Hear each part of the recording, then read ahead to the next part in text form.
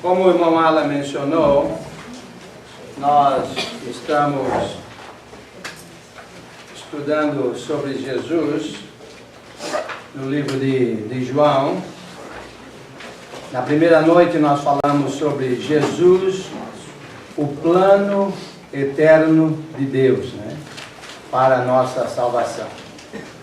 Falamos que no livro de João nós notamos a encarnação, notamos também quatro partes, vocês se lembram? Qual foi a primeira? Encarnação. Qual foi a segunda? Comprovação. Qual foi a terceira? Vivificação. E a quarta? Propagação.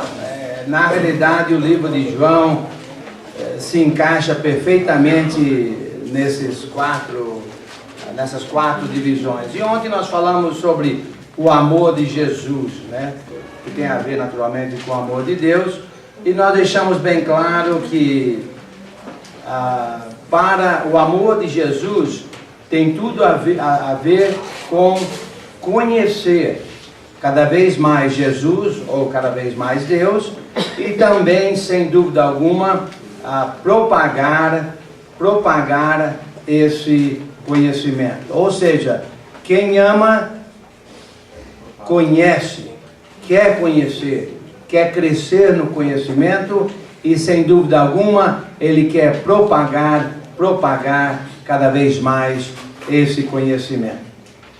Hoje, nós vamos também falar sobre amor, mas nós vamos falar sobre, aliás, se você vai falar sobre João, os evangelhos de João, você não pode ir muito longe do tema central ou do assunto preferido, vamos dizer assim, que seria na realidade o amor. Aliás, o apóstolo amado, Mas vamos verificar hoje o amor no sentido de que Jesus é o pivô do amor. O pivô do amor. O centro do amor. O verdadeiro amor de um cristão para com seus irmãos implica em amar a Jesus. Ou seja, para amar a Jesus, você precisa amar seus irmãos. Para amar Jesus, você precisa amar seus irmãos. Amando seus irmãos, você ama também Jesus. Em João capítulo 21, versículos 14, João 21, 14 a 17, e já era essa a terceira vez que Jesus se manifestava aos discípulos depois de ressuscitado dentre os mortos. Depois de terem comido, perguntou Jesus a Simão Pedro: Simão, filho de João, amas-me mais do que estes outros? Ele respondeu: sim, Senhor, tu sabes que te amo. Ele lhe disse: apacenta os meus cordeiros. Tornou a perguntar-lhe pela segunda vez: Simão, filho de João, tu me amas? Ele lhe respondeu: sim, Senhor, tu sabes que te amo. Disse-lhe Jesus: pastoreia as minhas ovelhas. Pela terceira vez, Jesus lhe perguntou: Simão, filho de João, tu me amas? Pedro entristeceu-se por ele lhe ter dito pela terceira vez: tu me amas? E respondeu-lhe: Senhor, tu sabes todas as coisas, tu sabes que eu te amo. Jesus lhe disse: apacenta as minhas ovelhas. Tão claro, não é? Pedro, sempre expressivo e sempre na frente, sempre falando e sempre declarando o amor dele para com Jesus. Morro com o Senhor e assim por diante. E agora então Jesus, depois de todos esses 3 anos de instruções, e ele aparece pela terceira vez aos seus discípulos, já preparado, pronto para ir de volta ao lar celestial. Ele pergunta para Pedro: Pedro, você me ama? Olha, já aí daria para entristecer a Pedro. Depois de 3 anos, Pedro falando, naturalmente Pedro tinha acabado de negar a Jesus, né? Aí Pedro fala assim, eu amo o senhor sabe, e falou, então cuida das minhas ovelhas. Ame os meus irmãos, as minhas ovelhas. E pela segunda vez perguntou, Pedro, você me ama? Sim, senhor, o senhor sabe que eu te amo. Então ame os meus irmãos. E perguntou pela terceira vez, sem dúvida alguma, Pedro se entristeceu muito. Eu entendo que Jesus não estava duvidando do amor de Pedro. Não estava. Basta dizer que Jesus mesmo falou, ali no versículo 18, em verdade, te digo que quando eras mais moço, tu te cingias a ti mesmo e andavas por onde querias. Quando, porém, fores velho, estenderás as mãos, e outro te cingirá, e te levará para onde não queres. Ou seja, eu sei que você me ama, e você vai morrer por esse amor que você tem por mim. Você vai dar a sua vida por esse amor. E nós, quer dizer, diz a tradição que Pedro morreu, né, crucificado de cabeça para baixo, por causa do trabalho que ele fazia na igreja. Mas o ponto que Jesus queria deixar bem claro para Pedro é o seguinte: Pedro, você me ama, mas eu vou te dizer o que quer dizer me amar. Me amar, Pedro, quer dizer amar os meus irmãos. Me amar, Pedro, quer dizer amar os seus irmãos em mim. Isso que quer dizer amar. Isso me faz pensar do julgamento final que nós encontramos em Mateus capítulo 25, de 31 a 46, você lembra? Jesus separando de um lado as ovelhas, de outro lado os bodes, né? E aí então Jesus fala para as ovelhas: entre no gozo do meu Pai, porque quando eu estava com fome, vocês me deram de comer. Quando eu estava com sede, vocês me deram de beber. Quando eu estava na prisão, vocês me visitaram. Quando eu estava nu, sem roupa, vocês me vestiram. Imagine o choque das ovelhas. E eles claramente falaram: Jesus, o senhor está enganado.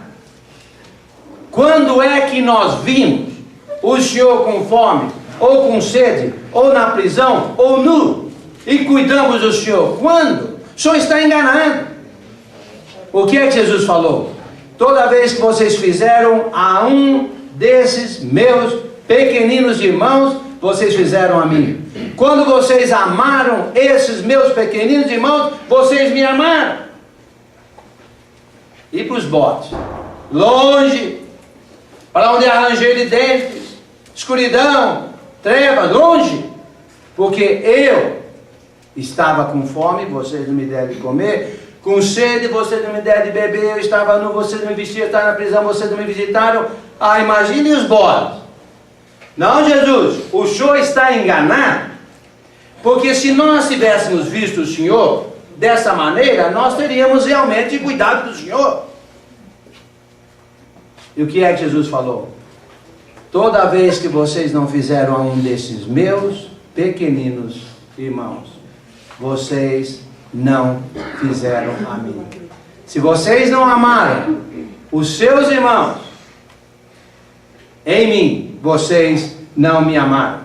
Nós não vamos ficar muito nisso, mas me faz pensar numa outra passagem, que não vou ficar muito nessa outra ideia que eu vou mostrar para vocês. Em Efésios capítulo 5, no versículo 29 a 32, porque ninguém jamais odiou a própria carne. Lembra Paulo escrevendo aos Efésios sobre a grande riqueza espiritual que nós temos em Cristo. Aí então ele fala do que é um lar milionário, um lar rico, um lar abençoado. Aí no versículo 29 ele fala: porque ninguém jamais odiou a própria carne, antes alimenta e dela cuida, como também Cristo faz com a igreja, porque somos membros do seu corpo. Eis porque deixará o homem o seu pai e a sua mãe se unirá à sua mulher, e se tornarão os dois uma só carne. Grande é esse mistério. Que mistério é esse? De que o homem se une à mulher e se tornam os dois uma só carne? Não é, nós sabemos Cristo, porque Jesus fala, mas eu me refiro, ou Paulo fala, mas eu me refiro a Cristo e à igreja. Mas interessante que no versículo 29, porque ninguém jamais odiou a própria carne, antes alimenta e dela cuida, como também Cristo parte para a igreja. Ou seja, versículo 30, porque somos membros do seu corpo. Os cristãos são um com Jesus Cristo. Amém. Quando grande é esse mistério. Ou seja, quando eu lido com vocês, é como eu estar lidando com o próprio Jesus Cristo. Aleluia. Quando eu trato bem vocês, eu estou tratando bem a Jesus Cristo. É isso aí, irmão.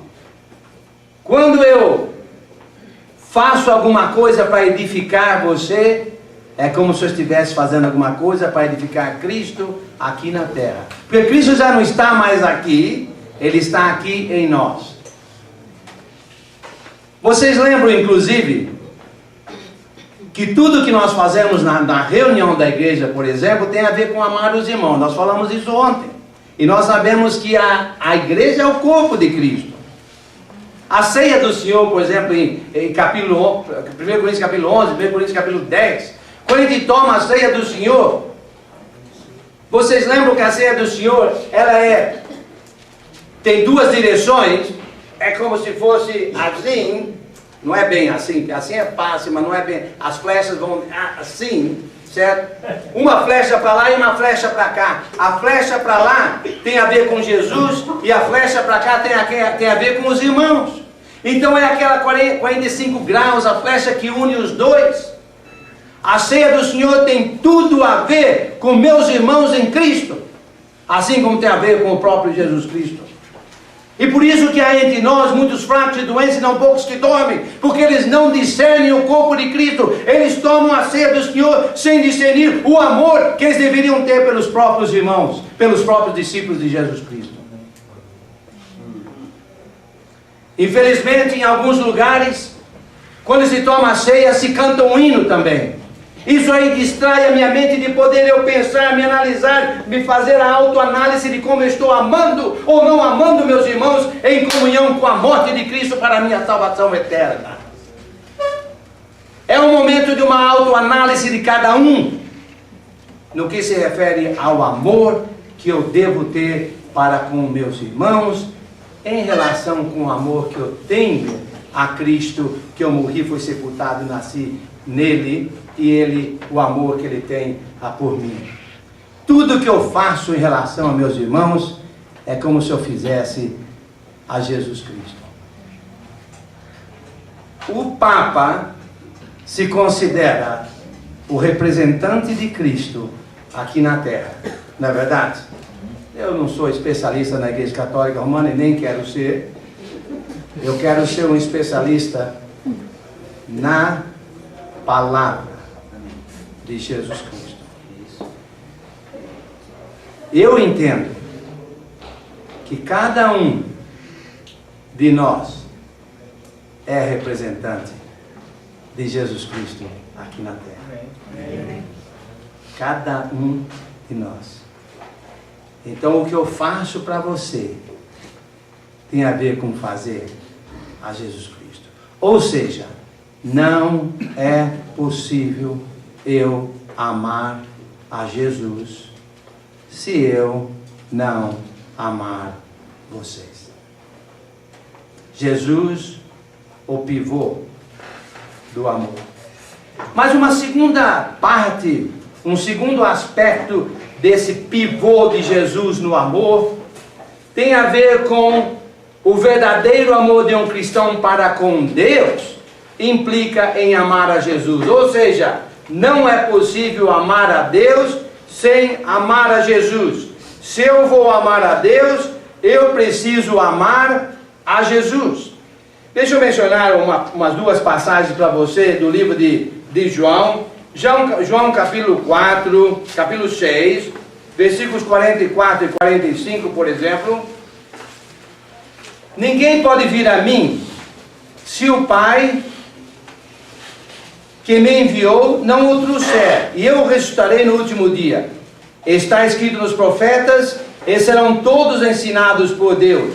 Portanto, todo aquele que da parte do Pai tem ouvido e aprendido, esse vem a mim. Ou seja, se eu ouço Jesus, eu chego a se eu ouço a Deus, eu chego a Jesus. Se eu dou ouvido a Deus, se eu dou ouvido a Jesus, se eu aprendo de Deus, eu aprendo de Jesus. Se eu estou ligado em Deus, eu estou ligado em Jesus. Aqui inclusive há algumas profecias, Isaías 54, 13, Jeremias 31, 34, Miqueias 4, 1 a 4, com relação ao versículo 45. No capítulo 8, no versículos 39 a 47, 8, 39 a 47, então lhe responderam, Jesus conversando com os judeus, né? Nosso pai é Abraão. Ok. Disse Jesus, se sois filhos de Abraão, praticai as obras de Abraão. Mas agora procurais matar-me, a mim que vos tenho falado a verdade que ouvi de Deus. Assim não procedeu Abraão. Vós fazeis as obras de vosso pai. Disseram-lhe eles, nós não somos bastardos, temos um pai que é Deus. Replicou-lhe Jesus, se Deus fosse de fato vosso pai, certamente me havíeis de amar. Porque eu vim de Deus, aqui estou, pois não vim de mim mesmo, mas Ele me enviou. Qual é a razão por que não compreendeis a minha linguagem? É porque sois incapazes de ouvir a minha palavra. Por quê? Porque Deus não é o pai deles. Porque eles não amam a Deus. Certo? Vós sois do diabo. Vigie. Vigie. Eita. Vós sois do diabo. Vocês estão falando que Deus é o vosso pai? Deus não é o vosso pai. O diabo é o vosso pai. Porque se Deus fosse o vosso pai, vocês me ouviriam. Se vocês amassem Deus como vosso pai, vocês me ouviriam. Vocês me amariam. E o que é que vocês querem fazer? Vocês querem me matar. Como de fato mataram. Vós sois o diabo, versículo 44, que é o vosso pai, e quereis satisfazer-lhe os desejos. Ele foi homicida desde o princípio, jamais se firmou na verdade, porque nele não há verdade. Quando ele profere mentira, fala do que lhe é próprio, porque é mentiroso e pai da mentira. Mas porque eu digo a verdade e não me credes? Quem de vós me convence de pecado, se vos digo a verdade, porque razão não me credes? Quem é de Deus, olha só, quem é de Deus, ouve as palavras de Deus. Por isso não me dais ouvidos, porque não sois de Deus. Se vocês fossem de Deus, vocês me ouviriam. Se vocês amassem a Deus, vocês me amariam. Mas porque o diabo é o vosso pai, vocês não têm nada a ver comigo, vocês não me amam, vocês não me escutam, vocês querem me matar, como de fato eles fizeram isso. Os muçulmanos, hoje em dia, desculpa que eu estou ficando com calor, os muçulmanos hoje em dia dizem que amam a Deus, mas não amam a Jesus como o Salvador da humanidade. Isso quer dizer que eles não amam a Deus. E é só olhar, só notar que você vê que não amam mesmo. É interessante que eles mudaram. Eu tive uma vez numa reunião, numas palestras sobre o islamismo, e tinha lá um muçulmano defendendo, mas na verdade as palestras eram acerca de cristão, para cristãos, né, falando sobre o islamismo, mas não necessariamente maltratando, mas tentando explicar algumas coisas, porque eles agiam da maneira como eles agiam, alguns termos relativos a eles, etc. E tinha um muçulmano lá que defendia com tudo: não, nós acreditamos em Jesus.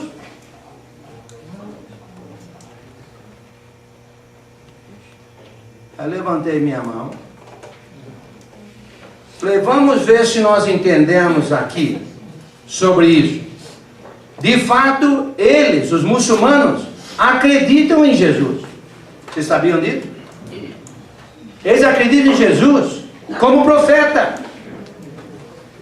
Mas eles não acreditam no Jesus que nós acreditamos.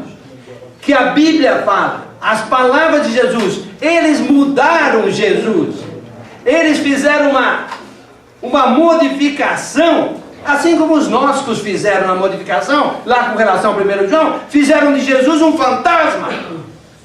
Eles fizeram de Jesus aqui um profeta, mas não o Jesus nosso. Porque fazendo Jesus um profeta, como qualquer outro profeta, depois do Jesus profeta, veio um outro profeta, de acordo com eles, que é o último profeta, que seria o Maomé. Eles mudaram o nosso Jesus. Eles não amam a Jesus. Eles não amam a Deus. Porque se amasse a Deus, eles amariam Jesus. A mesma coisa com os judeus. Os judeus dizem que amam a Deus, mas não amam a Jesus. Jesus está dizendo aqui claramente que vocês não amam a Deus. Deus não é o vosso Pai. O diabo é o vosso Pai. Porque eles não amam Jesus como o Salvador da humanidade. Eles simplesmente não aceitam Jesus como o Salvador. Me faz pensar de uma pessoa que eu conheço. Foi pregador do Evangelho. Você vai conversar com essa pessoa, daí 5 minutos essa pessoa começa a falar em Deus, que você pensa que essa pessoa é o maior pregador na região, de tanto que fala sobre Deus. E fala que testemunha sobre Deus, e fala de Deus às pessoas, e Deus, e Deus, e Deus. Só que essa pessoa não fala quase nada sobre Jesus, não tem nada a ver com a igreja, praticamente não comparece às reuniões da igreja, é praticamente um infiel a nosso modo de ver, com relação à igreja, não participa de nada, não vem às reuniões, no máximo que vem na reunião da igreja domingo de manhã, não na escola dominical, uma vez cada 4, 5 meses, e era um pregador do Evangelho e diz que ama a Deus. O que Jesus está dizendo, o que João está dizendo no livro de João, é que se essa pessoa amasse a Deus, essa pessoa amaria também a Jesus Cristo. E como nós vimos ontem, quem ama Jesus está nos ensinamentos de Jesus Cristo.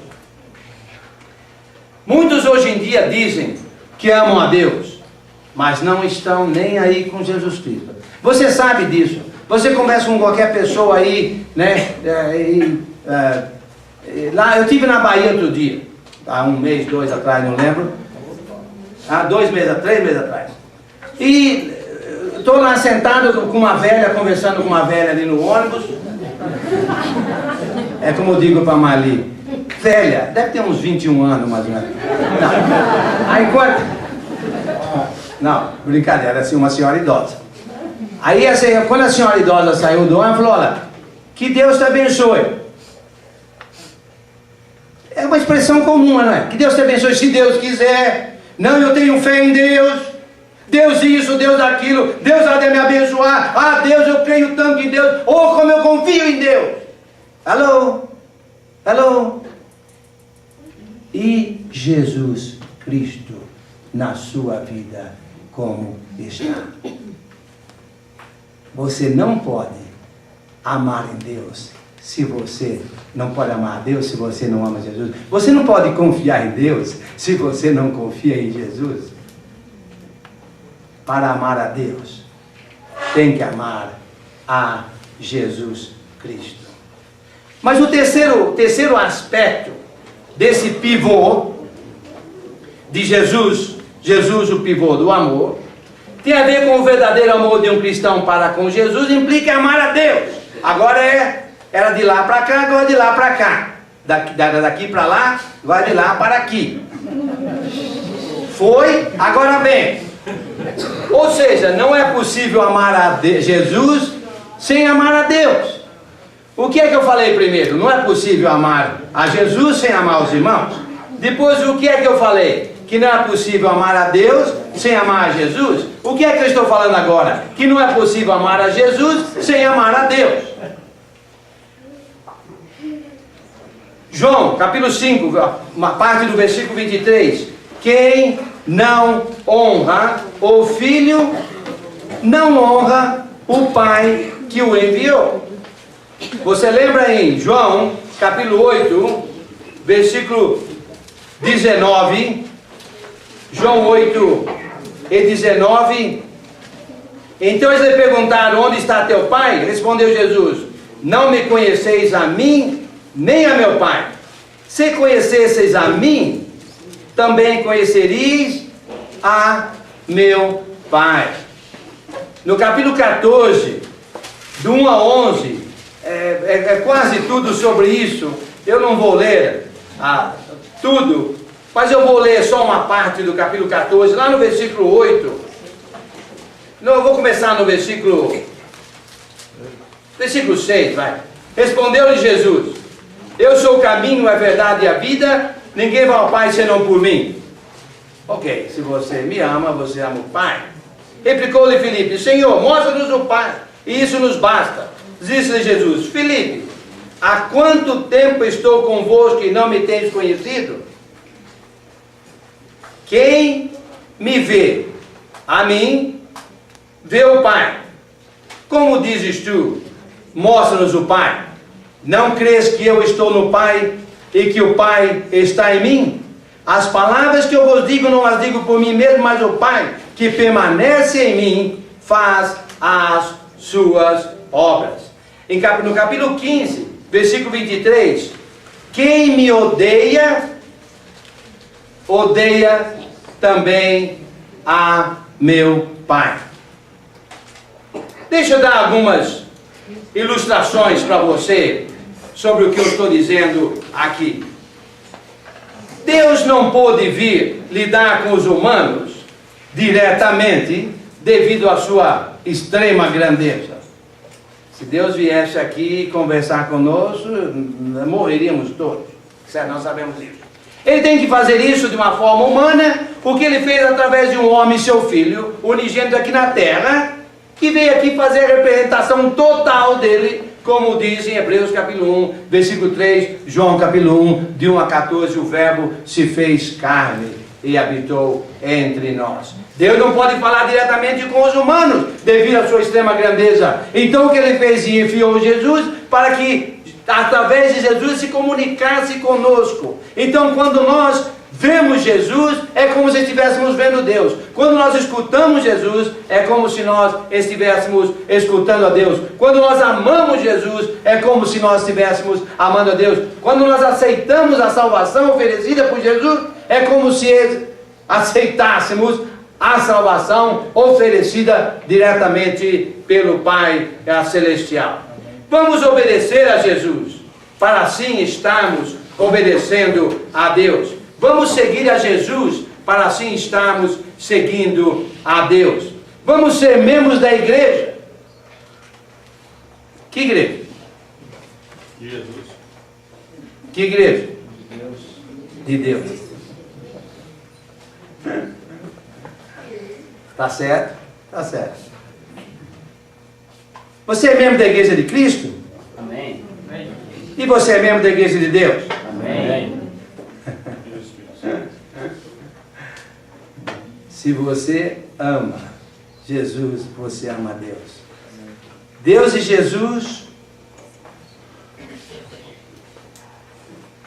Jesus, conhece aquela expressão? Deus no céu e fulano aqui na terra? Já viram isso? Eles estão certos, mas meio certo. Porque na verdade, É Deus no céu e Jesus aqui na terra.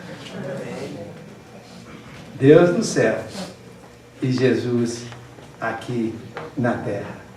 1 Coríntios capítulo 1, versículo 2. A igreja de Deus. A igreja de Deus. Vamos amar a Jesus para assim amarmos a Deus. Esse ex-pregador que eu mencionei para vocês, ele não comparece às reuniões da igreja de Jesus Cristo. Ele não segue as instruções de Jesus Cristo. E ele diz que ama a Deus.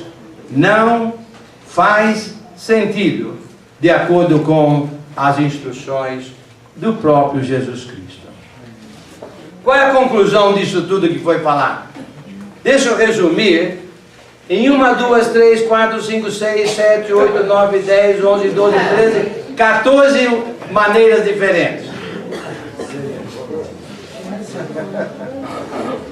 A conclusão é que Jesus é pivô do amor. É o pivô do amor. A conclusão é que amar a Deus quer dizer amar a Jesus, o que quer dizer amar a igreja.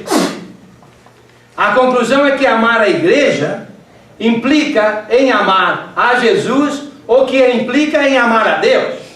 A conclusão é que não é possível amar a Deus sem amar os irmãos. A conclusão é que não é possível amar a Jesus sem amar os irmãos. A conclusão é que não é possível amar a Jesus sem amar a Deus. A conclusão é que não é possível amar a Deus sem amar a Jesus. A conclusão é que o amor não é um botão que ligamos para amarmos, por exemplo, amarmos a Deus, e desligamos para não amarmos, como por exemplo, não amarmos os irmãos. A conclusão é que quem ama, ama. E quem não ama, não ama. A conclusão é que quem está ligado em Deus, está ligado em Jesus. A conclusão é que quem está ligado em Jesus, está ligado em Deus. A conclusão é que quem está ligado em Deus e em Jesus, está ligado à igreja. A conclusão é que quem está ligado na igreja, está ligado em Deus e em Jesus. É muito simples. É isso aí, irmão. Quem ama a Deus, ama Jesus e ama a igreja. Quem ama a igreja, ama Jesus e ama a Deus. Se eu fosse um profeta inventor, aliás, todo profeta é um inventor porque profetiza alguma coisa que ainda não foi. Todo profeta é inventor. Eu inventaria o espiritômetro.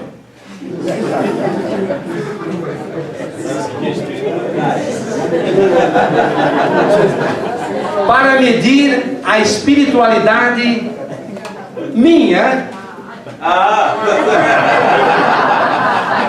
e depois dos meus irmãos. Então seria uma coisa mais ou menos assim. Mas eu também inventaria o amorômetro.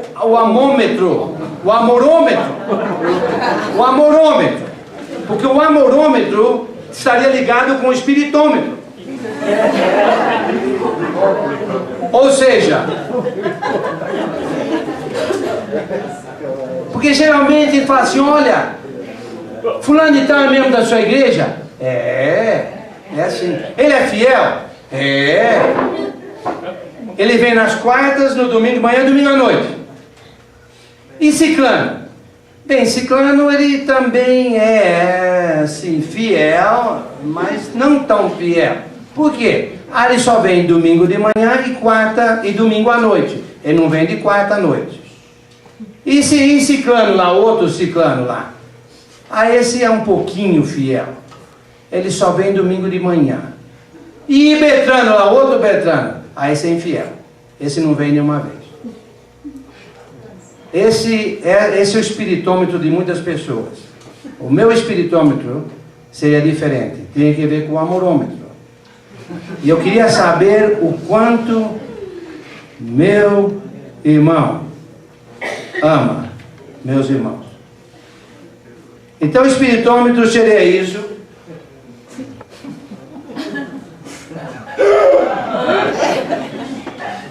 Aí eu ia medindo, né? Deixa eu ver aqui. Né? O espiritômetro diria o quanto, na verdade, somos fiéis a Deus pela quantia de amor que temos aos nossos irmãos. Quem ama a igreja, ama a Jesus. Quem ama Jesus, ama a igreja. Como está o seu amor? Amém.